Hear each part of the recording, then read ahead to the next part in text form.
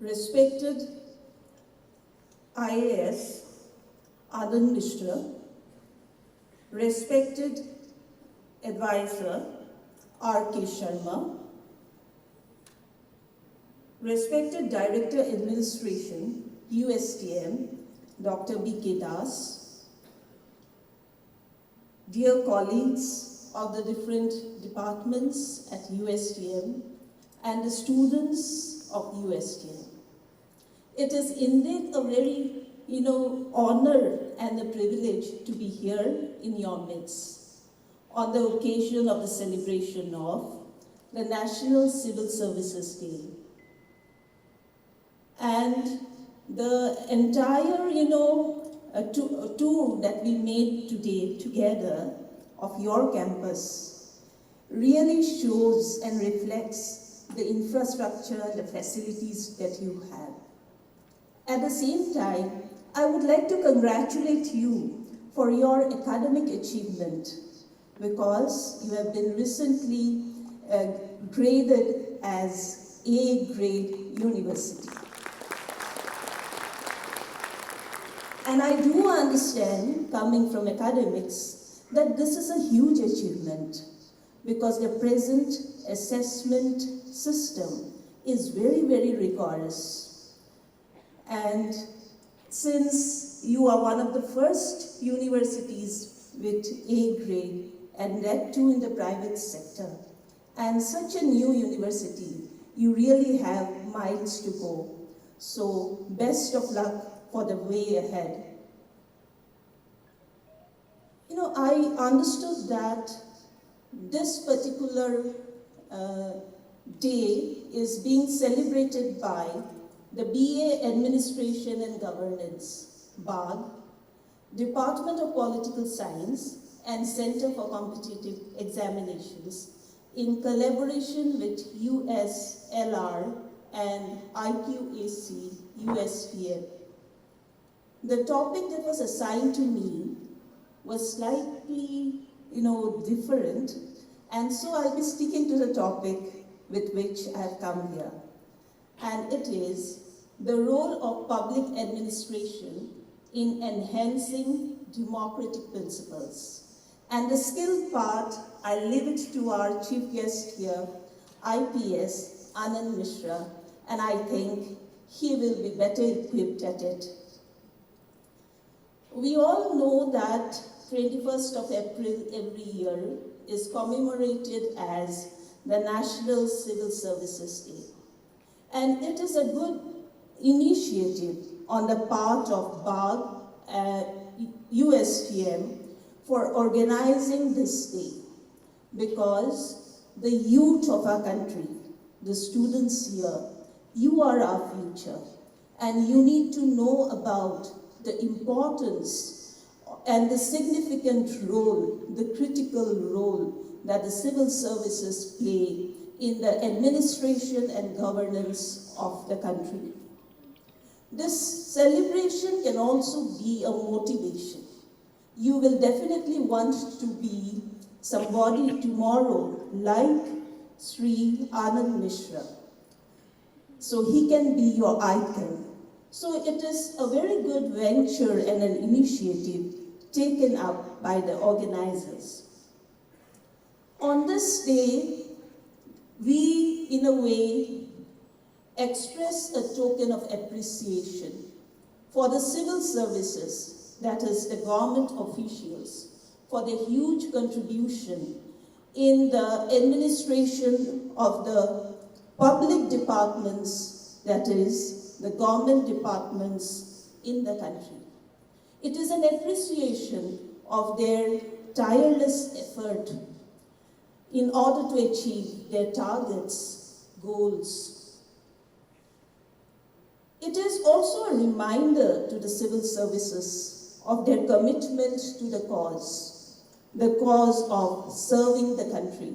In other words, the cause of serving the citizens of the country.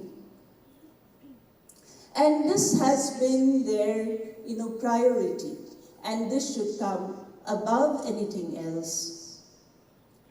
This is also a time on this day when the civil servants, rededicate themselves to the cause of serving the citizens and to renew their commitments. It is a time to get together, to share experiences, and very frequently when the government organizes award-giving ceremonies for the achievements of efficiency of the civil servants, that is the time when they share their experiences. Many of them, in their own creative, innovative ways, have come up with ways of doing things that are unique to every context and every problem and every issue. And this needs to be recognized. As already said in the welcome address, why do we celebrate this day on the 21st of April? It goes back to 1947, when India just became independent. The Home Minister then, Sardar Vallabhbhai Patel, addressed the probationers of administrative services officers in Metcalfe House, Delhi. And he used a term, and he said that the civil services are the steel frame of India. So all our achievements depends on these steel, pillars of India. And we all know that steel lasts long. This is a metal which cannot easily be rusted.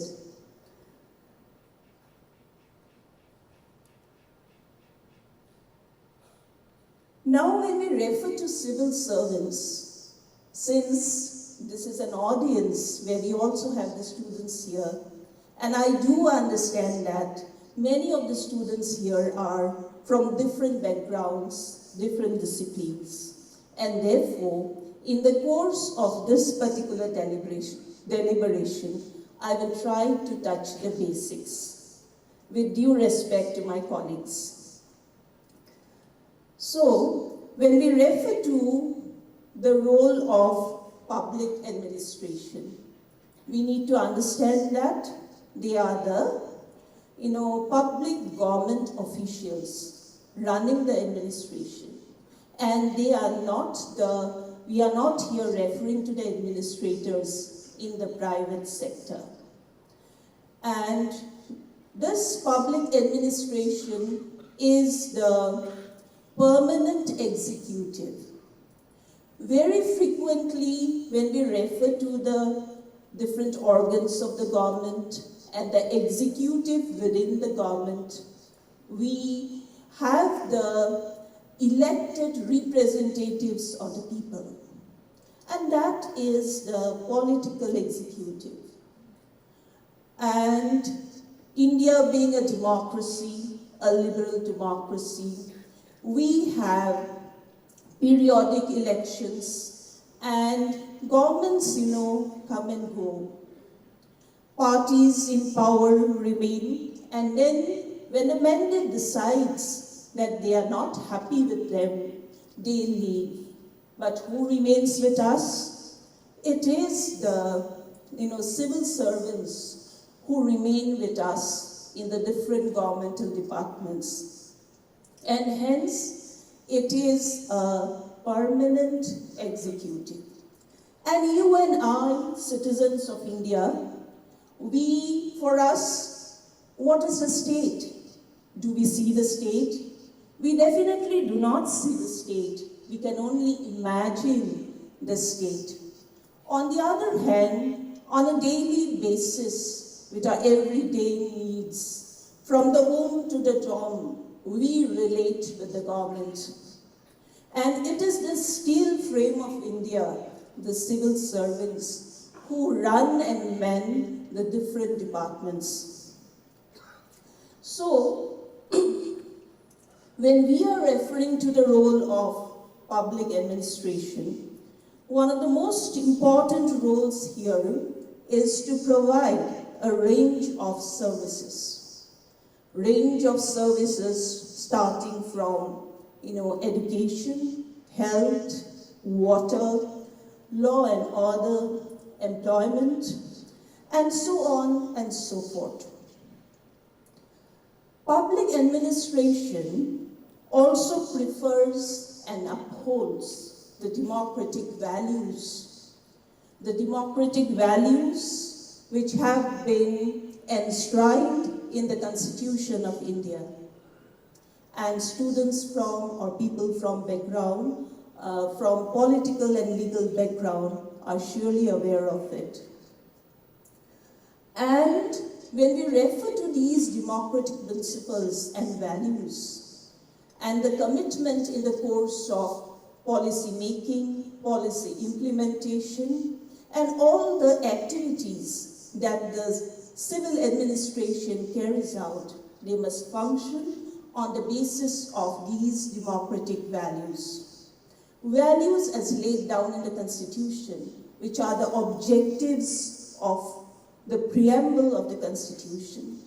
They should not forget the basic structure of the Constitution. So, when we refer to democratic values on the basis of which administration on an everyday basis in the different government departments must function, is that of individualism. Every citizen is an individual.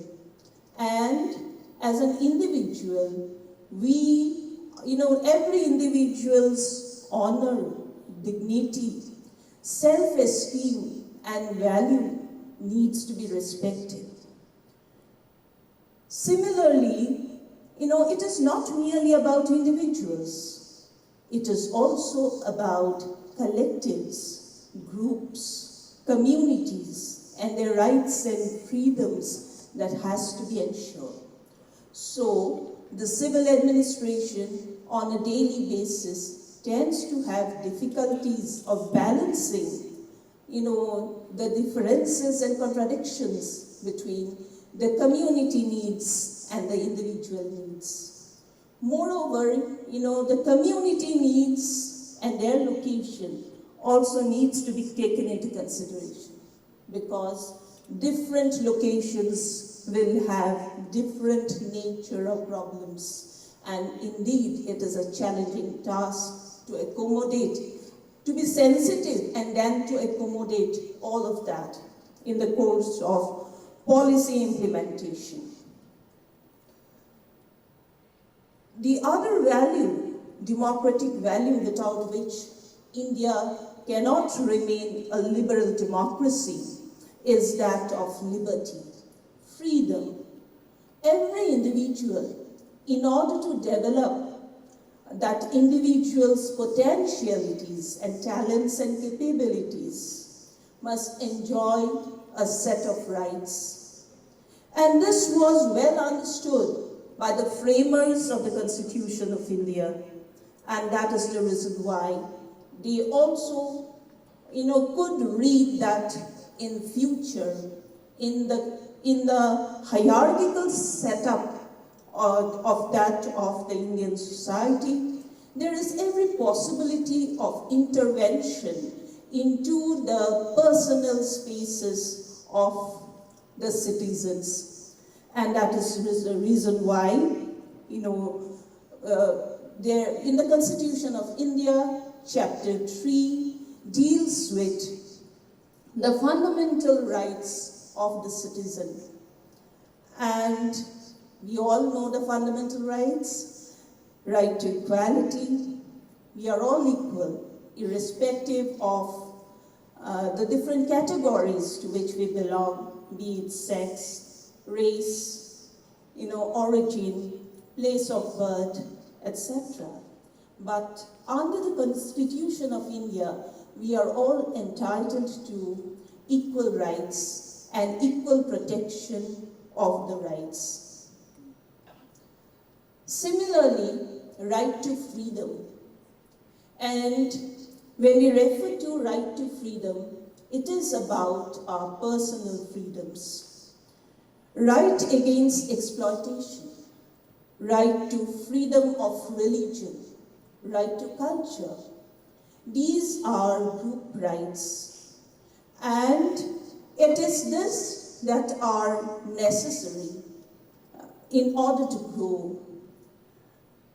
Because India is a secular society, and that is the reason why pluralism has been endorsed as one of the key principles of Indian liberal democracy.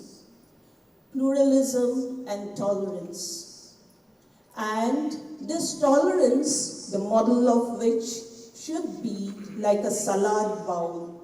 When you put many ingredients into the salad bowl, right? But then each of the ingredients there maintains their uniqueness and specificity, and yet together they become a rich blend of nutrition and fiber. Since the constitution makers understood that there might be the possibility of intervention and violation of individual rights, and that is the reason why the right to constitutional remedies have also been guaranteed.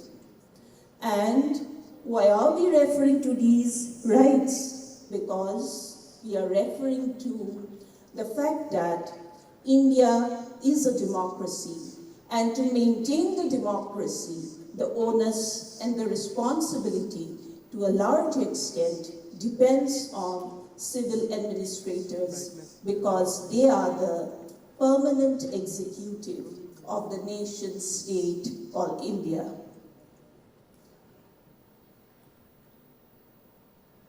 Moreover, we need, pluralism of thought, a free press, free media, because we need a very conscious, aware public opinion, a public opinion that is literate and has the political awareness and consciousness, and can act as a vigilant mechanism on the functioning of the government and the public services. Moreover, when we refer to these fundamental rights, we need to understand that we are all humans, irrespective of our differences, and therefore we should, because we are born human, we have the essence of humanity itself entitles us to human rights.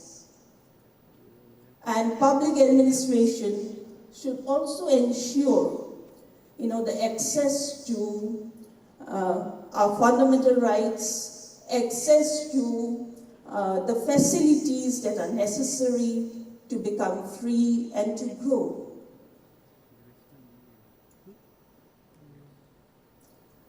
So, in addition to the rights and freedom, rights cannot be absolute, and therefore rights are always related to duties. And as Indian citizens, it is also a responsibility to abide by duties, because just as I have my right and freedom, similarly my fellow human beings, citizens, also have their share of rights and freedom. And if there is any kind of, interference at the individual level or at the state level, we have the fundamental right of constitutional remedies.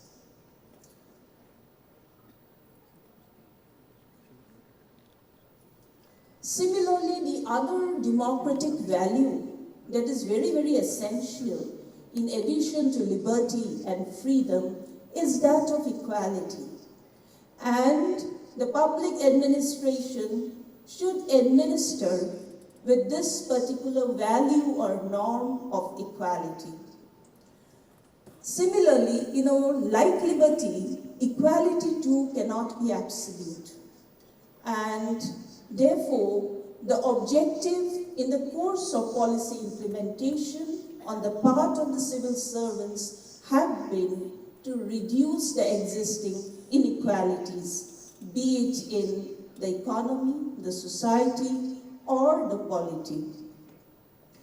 And every, right that is enshrined in the Constitution of India come also with reasonable restrictions.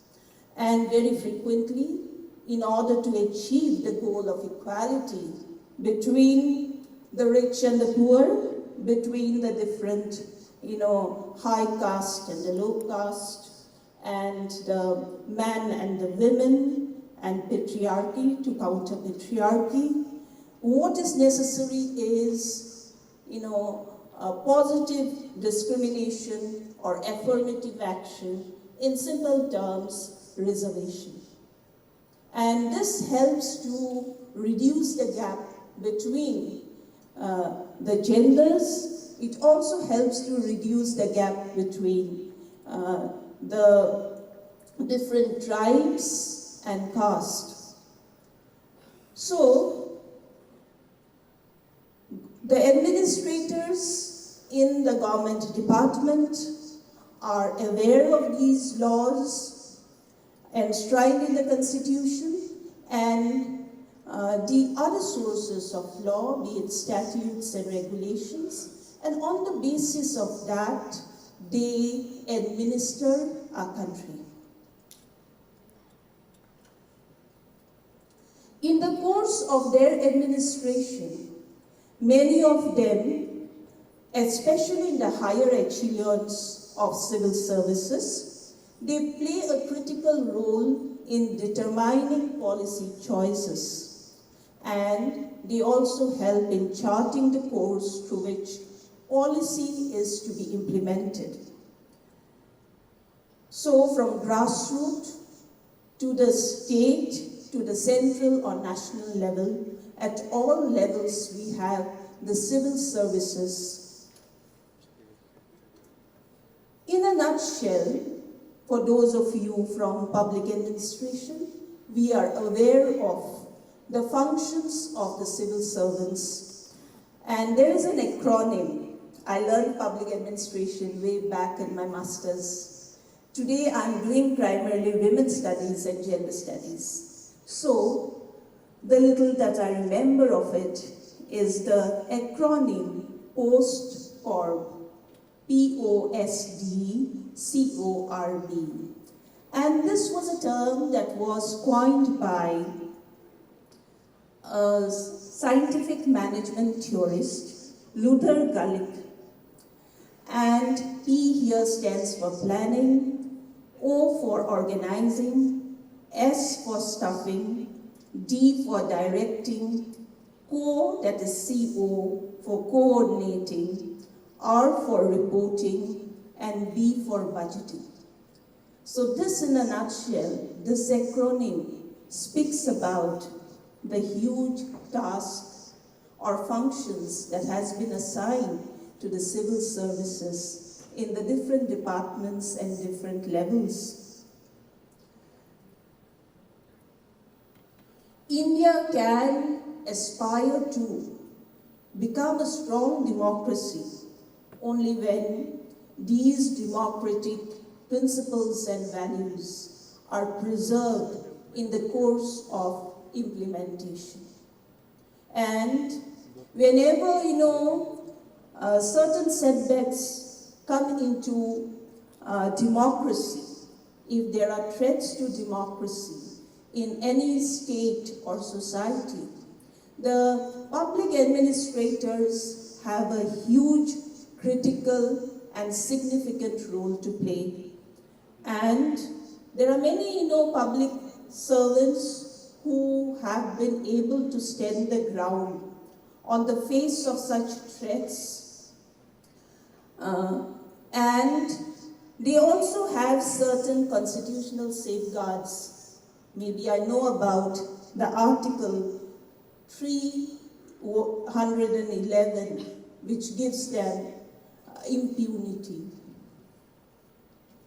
And I would like to wind off by saying that I remember today the work activities and achievements of TN session.